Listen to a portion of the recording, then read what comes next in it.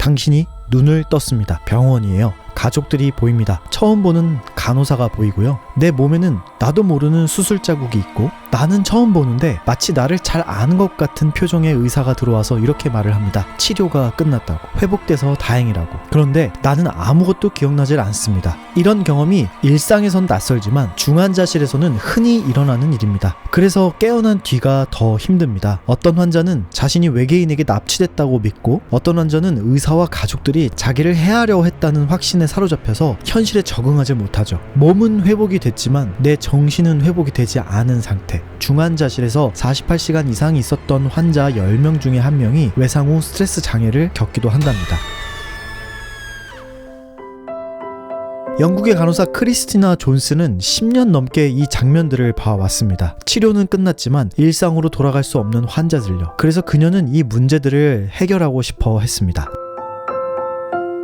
크리스티나 존스는 학술 회의에서 흥미로운 사례를 접합니다. 1970년대 덴마크 간호사들이 시작한 환자 일기라는 거였어요. 방법은 매우 단순합니다. 환자가 의식이 없는 동안 간호사가 매일 짧은 일기를 써주는 거예요. 진료 차트가 아니고 의료 정보가 담긴 기록이 아니라 환자에게 직접 말을 거는 글인 거죠. 오늘 날씨가 좋았어요. 창문으로 햇빛이 들어왔는데 잠깐 당신의 얼굴에 닿았어요. 가족들이 다녀갔습니다. 많이 보고 싶어 하더라고요. 이런 문장들이죠. 2-3줄 정도의 분량밖에 안 되기 때문에 부담 없이 쓸 수 있었죠. 나중에는 환자의 가족들도 함께 쓰기 시작했습니다. 언니, 오늘 언니가 눈을 뜨고 우리를 봤어. 만세! 우리는 언니한테 계속 말을 걸었고 눈을 떠달라고 손을 잡아달라고 얘기했더니 언니가 가끔씩 그렇게 해줬어. 그럴 때마다 우린 정말 기뻤어. 이 환자 일기는 안타깝게도 치료 중에 세상을 떠날 수도 있고 다행히 회복된다 하더라도 전혀 기억하지 못할 읽을 수 없는 사람에게 쓴 글이라는 것이죠. 그런데 이런 환자 일기를 왜 쓰게 됐을까요? 중환자실에서 집중 치료를 받는 동안 환자들은 의식이 희미해지고 우리가 상상할 수 없는 다양한 환각을 경험합니다.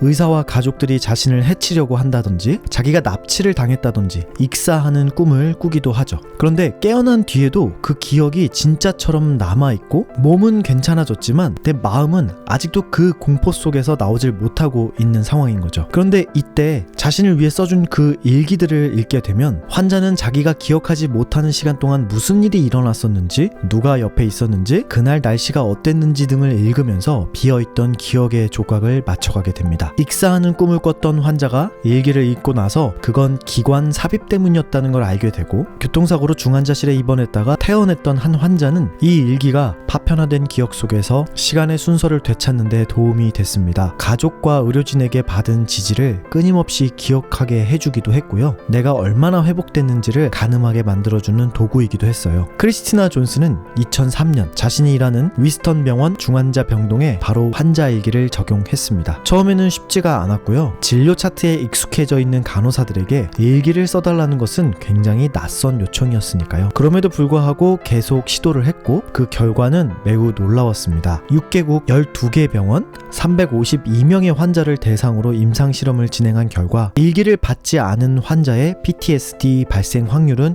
13%, 일기를 받은 환자는 무려 5%밖에 안 되었죠. 이런 결과를 낸 건 약도 아니었고 수술도 아니었습니다. 간호사와 환자의 가족들이 매일 5분씩 써준 노트 한 권이었죠.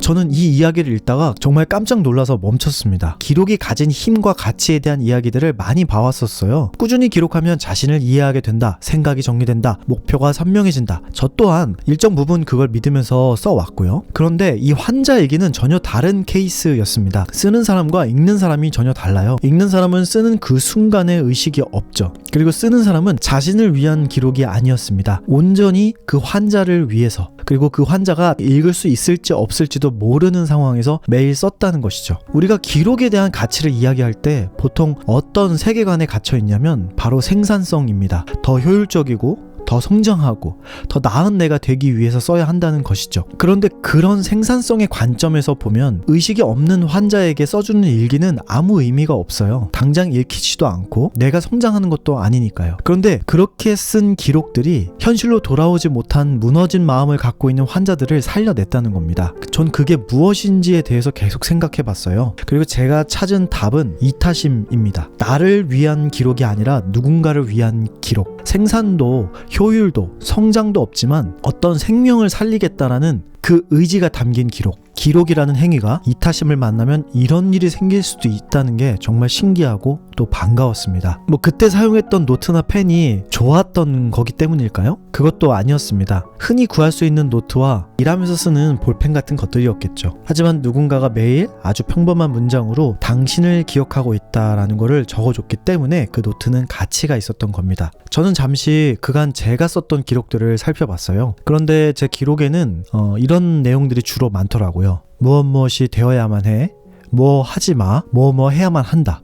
넌 왜 그렇게 멍청하냐, 정신 좀 차려라 와 같은 말들이 참 많더라고요. 놀랬습니다. 강의나 주변 사람들한테 제가 그렇게 하지 말라고 했던 자기 자신에 대한 강요, 비난, 일방적인 성공 요구 같은 그걸 저 자신한테는 거침없이 하고 있더라고요. 그렇게 생각해보면 나는 나에게 가장 가혹한 간호사였던 것이죠. 생명을 살려낼 수 있는 그 힘이 되는 이타심을 나 자신에겐 단 한 번도 쓰지 않으려고 했다는 겁니다. 그러다 보니 남들에게도 이타심을 발휘하지 않게 되고 어느 순간 이타심 자체가 말라버렸다는 것도 몰랐어요. 그래서 요즘은 전 이렇게 써보려고 합니다. 제 안에서 어떤 비난이나 스스로에 대한 강요가 올라올 때 안부를 전해보자 라는 생각을 했어요. 넌 부족해 라는 말이 튀어나올 것 같으면 이렇게 말을 해봅니다. 벚꽃이 해맑게 피었어. 고군분투하며 오늘 살아내느라 힘들었지? 식사는 챙겨가면서 하길 바란다. 견디는 힘도 결국 탄수화물에서 나오는 거니까. 환자 일기를 쓰던 간호사들이 의식 없는 환자한테 빨리 나아야 해, 정신 차려, 왜 그렇게 나약하니,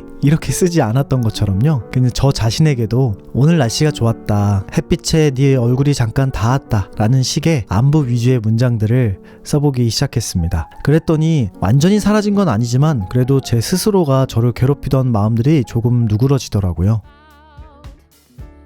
오늘 내용은 어떠셨나요? 여러분은 누군가를 위해 글을 써본 경험이 있으신가요? 축하나 감사를 담은 손편지, 교환일기, 사랑을 가득 담은 고백의 편지, 힘든 시간을 보내는 친구나 가족을 위해서 위로를 담은 글, 아니면 가장 위로와 응원이 필요한 지금 나한테 그에 맞는 안부를 전하고 계신가요? 이 환자 일기 이야기를 듣게 되면서 반성도 하고 그동안 제가 놓쳤던 게 뭔지에 대해서 생각을 하게 된 것 같아요. 성공도 성장도 중요합니다. 하지만 우리는 살아있는 생명체예요. 이 생명의 시작은 사랑이고요. 그리고 사랑의 시작은 이기심이 아닌 이타심입니다. 당신의 문장이 멈추지 않길 바랍니다. 지금까지 진지욱이었습니다. 영상 시청해주셔서 감사합니다.